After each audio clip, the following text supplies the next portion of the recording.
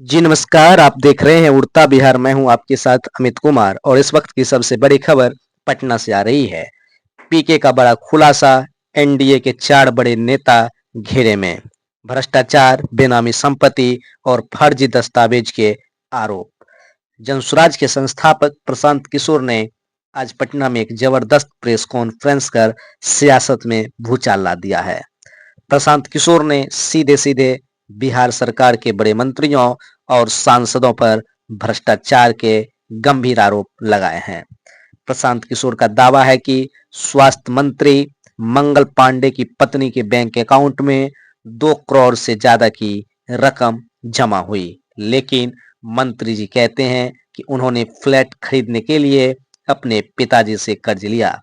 प्रशांत किशोर ने पूछा, जब इतना पैसा था तो कर्ज क्यों लिया गया? प्रशांत किशोर ने डिप्टी सीएम सम्राट चौधरी पर भी जमकर हमला बोला। कहा कि सम्राट नाम बदलने के विशेषज्ञ हैं, जिनका असली नाम राकेश कुमार था। प्रशांत किशोर का दावा है कि सम्राट चौधरी सन 1998 के सदानंद सिंह मर्डर केस में आरोपी थे और फर्जी उम्र दिखाकर जेल से बाहर निकले थे। उन्होंने पूछा कि आखिर डिप्टी सीएम ने कब मैट्रिक पास किया और अगर नहीं किया तो डिलीट की डिग्री कैसे मिल गई? प्रशांत किशोर ने मुख्यमंत्री नीतीश कुमार के करीबी मंत्री अशोक चौधरी पर भी 200 करोड़ की बेनामी संपत्ति का आरोप लगाया। दावा किया कि मंत्री जी अपने पर्सनल सेक्रेटरी के नाम से जमीन खरीदकर अपनी बेटी के नाम ट्रांसफर करवाई और उसके बाद एक ट्रस्ट के जरिए सैकड़ों करोड़ की जमीनों की खरीद की गई। प्रशांत किशोर ने ट्रस्ट से जुड़े पूर्व आईएएस और बिहार सरकार के बड़े अधिकारियों की पत्नियों और माताओं के नाम का भी जिक्र किया है। भाजपा सांसद संजय जायसवाल पर पेट्रोल पंप के जरिए फ्लाईओवर रोकने और करोड़ों के घोटाले का आरोप लगाया। प्रशांत किशोर ने कहा कि पेट्रोल चोरी, फर्जी बिलिंग और नियम की गाड़ियों के नाम पर लूट हुई है। प्रशांत किशोर ने कहा, आप मुझे जेल भेजने की बात करते हैं, 7 जन्म लग जाएंगे, मेरा हाथ भी नहीं पकड़ पाएंगे। एनडीए के दिग्गज नेता अब जनसुराज के निशाने पर हैं। प्रशांत किशोर ने सभी मामलों में दस्तावेज और बैंक डिटेल सार्वजनिक करने की बात कही है। अब देखना होगा कि इन आरोपों पर सत्ता पक्ष क्या प्रतिक्रिया देता है। क्या यह सियासी हलचल हमला है या भ्रष्टाचार के खिलाफ सीधी लड़ाई? जवाब आने बाकी है, लेकिन आरोप गंभीर है। आइए सुनते हैं क्या कुछ कह रहे हैं आज के प्रेस कॉन्फ्रेंस में जनसुराज के सूत्रधार प्रशांत किशोर। जैसा कि आप वीडियो में देख रहे हैं कि वो अपना प्रतिक्रिया क्या देते हैं। आप लोग बने रहे वीडियो में आगे तक। वो इस प्रेस कॉन्फ्रेंस के जरिए क्या कुछ वर्तमान सरकार पर निशाना साधे हैं, आइए सुनते हैं। एनडीए के दिलीप जायसवाल, मंगल पांडे, सम्राट चौधरी, अब आ जाइए यहाँ के भ्रष्टतम नेता सर्वदलीय अशोक चौधरी। माननीय मुख्यमंत्री नीतीश कुमार के दाहिने हाथ, इनका हालत देखिए। ये तो आदमी पूरे बिहार में रिकॉर्ड बना दिया भ्रष्टाचार का। हम लोग अभी तक सुनते आए हैं कि लालू जी बेनामी प्रॉपर्टी खरीदते थे। अब इनका देखिए बेनामी प्रॉपर्टी का हालत। ये दस्तावेज इतना है कि जैसा मुन्ना जी बता रहे हैं कि समेटते समेटते हम लोग थक गए कि भाई कितना भेजोगे। हमने अब कह दिया भाई अब और जमीन का कागज मत भेजो। भाई साहब के एक पीए हैं, पीए थे दत्त साहब, योगेंद्र दत्त, नाम याद रखिए। अशोक चौधरी के पीए योगेंद्र दत्त 2019 में, जरा कागज निकाल, 2019 में अशोक चौधरी जी ने 34 लाख रुपया में योगेंद्र दत्त के नाम पर विक्रम में 1 एकड़ जमीन, करीब करीब 1 एकड़ जमीन, 0.7 एकड़, 23 कट्ठा जमीन इन्होंने खरीदा। 76 डिसमिल जमीन है, जो 23 सवा 23 कट्ठा होता है, करीब करीब 0.7 एकड़। विक्रम में 34 लाख में जमीन खरीदा गया योगेंद्र दत्त के नाम पर, जो उस समय अशोक चौधरी के पीए थे। अब सुनिए इसमें कहानी। 2 बरस के बाद दत्त साहब ने वो जमीन ट्रांसफर रजिस्ट्री कर दिया अशोक चौधरी के बेटी और अभी के सांसद सांबवी चौधरी के नाम पर 34 लाख रुपया में। इसका डीड है, ये डीड आपको जारी करेंगे, आप देख लीजिएगा। अब इसमें नई बात, अच्छी बात क्या है, नई बात क्या है?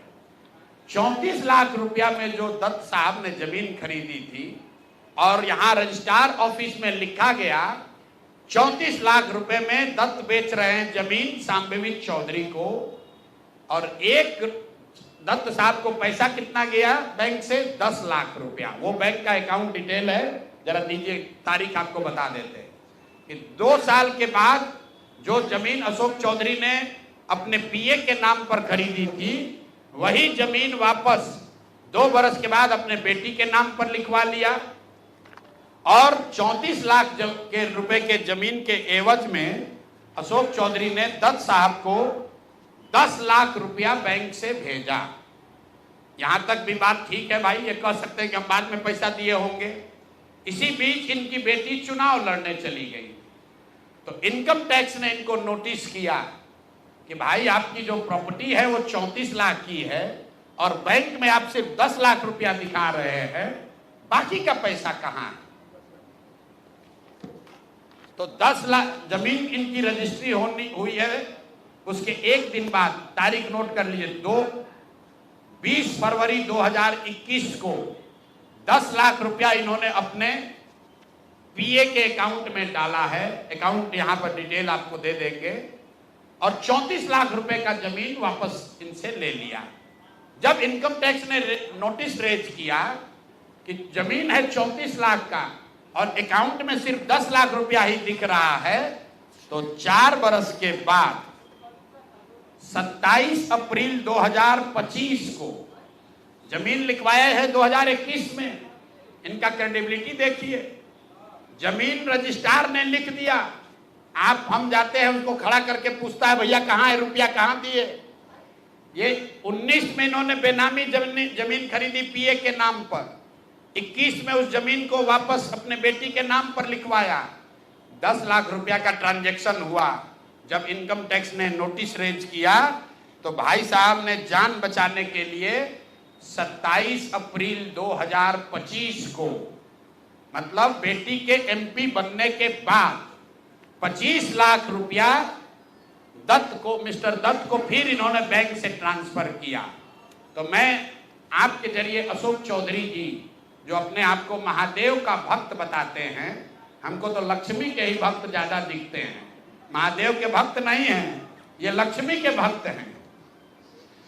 अगर आपने 34 लाख रुपए की जमीन अपने पीए से अपने बेटी के नाम पर खरीदी तो उसका भुगतान क्यों नहीं किया? 10 लाख ही क्यों भुगतान किया? और अगर आप कहते हैं कि 10 लाख ही भुगतान तय हुआ था, तो फिर बाद में 25 लाख रुपया 3 बरस के बाद इनकम टैक्स के नोटिस आने के बाद क्यों किया? अब आपको हम एक छोटा सा केस बता रहे हैं, इसका वैल्यू 34 लाख है, लेकिन आपको ये इसलिए बता रहे हैं कि इनका मोडस ऑपरेंडी क्या है, क्योंकि उसके बाद अब जो आपको बताएंगे, ये भाई साहब पिछले 2 बरस में 200 करोड़ रुपया से ज्यादा का संपत्ति, 200 करोड़ रुपए से ज्यादा का संपत्ति अपने पत्नी, अपने बेटी, अपने समधन, उनसे जुड़ा हुआ एक ट्रस्ट, मानव वैभव विकास ट्रस्ट, इसके माध्यम से इन्होंने जमीन खरीदी है करीब 200 करोड़ रुपए का, और सारा डीड एक एक जिस दिन का ट्रांजैक्शन है वो सारा डीड आपको यहां पर, आप चाहे तो उसका फोटोकॉपी ले सकते हैं। मैं एक बात क्लियर कर लूं, यहां जो मानव वैभव विकास ट्रस्ट है, हमारे पास उसके खिलाफ सबूत नहीं है। हम ये बता रहे हैं कि जब इनकी बेटी का एंगेजमेंट हुआ है, उसके बाद से अचानक से मानव विकास वैभव ट्रस्ट जो है, जो कुणाल साहब के परिवार से जुड़ा हुआ ट्रस्ट है, और उसमें यहाँ के बड़े कुछ पदाधिकारी भी हैं, जियालाल आर्य बहुत ईमानदार व्यक्ति हैं, वो भी ट्रस्टी हैं। तो मैं आपके जरिए उनसे भी आग्रह करूंगा कि सर, आप तो जीवन भर ईमानदारी के लिए आपका नाम हम लोग जानते हैं, ये बताएं कि आपके ये न्यास के माध्यम से सैकड़ों करोड़ रुपए की जमीन कहां से खरीदी जा रही है, ये पैसा कहां से आ रहा है? ये पैसा कहां से आ रहा है, क्योंकि इस ट्रस्ट के ट्रस्टी जो कुणाल साहब की पत्नी हैं, उनके बेटे हैं, इनमें और अशोक चौधरी के पत्नी के बीच में डेली का बैंकिंग ट्रांजैक्शन का रिकॉर्ड हम लोग के पास है। तो मैं अभी सिर्फ इतना ही आपको बता रहा हूं कि पिछले 2 वर्षों में जब अशोक चौधरी की बेटी की सगाई हो गई, तो सगाई से शादी के बीच में 38 करोड़ रुपए की जमीन पटना में खरीदी गई है। टोटल 38 करोड़ 44 लाख 40 हजार इतने रुपए का तो चेक से पेमेंट हुआ है। चेक से पेमेंट हुआ है 38 करोड़ 44 लाख 40 हजार। 12/5/2022 को पहली जमीन ली गई 23 करोड़ 40 लाख 30 हजार में। 12/5/2022 को एक दूसरी जमीन ली गई जिसकी कीमत है 8 करोड़ 89 लाख 70 हजार।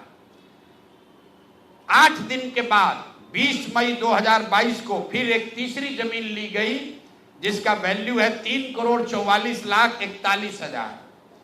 फिर 2 महीने के बाद 14 अप्रैल 2022 को जमीन खरीदी गई 7 करोड़ 20 लाख का। फिर 4 दिन के बाद 18 जुलाई 2022 को जमीन खरीदा गया 15 करोड़ 50 लाख का। और ये सारी जमीन इंगेजमेंट और शादी के बीच के डेट है, उतना ही आपको बता रहे। और ये सारी जमीन का मालिकाना